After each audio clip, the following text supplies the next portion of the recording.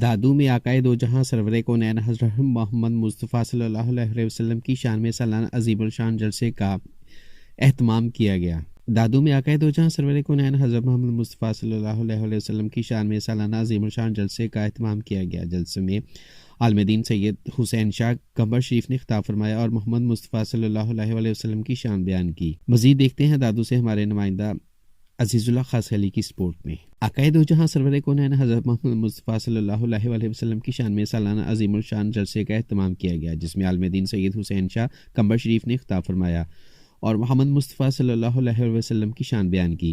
جامعہ عثمانیہ تجوید القرآن اور جامعہ محمدیہ غوث حنفیہ القرآن کے حافظ قاری غلام محمد بقی اور دیگر کی قیادت میں سالانہ جلسے کا انعقاد ہوا۔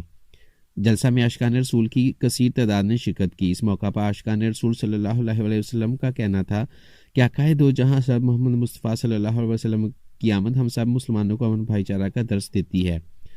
ہم مسلمانوں کو چاہیے کہ نبی کریم صلی اللہ علیہ وسلم کی سنت مبارکہ اور دیے ہوئے راستہ پر چلیں۔ جلسہ کے آخر میں ملک و قوم کی ترقی کے لیے دعا بھی کی گئی۔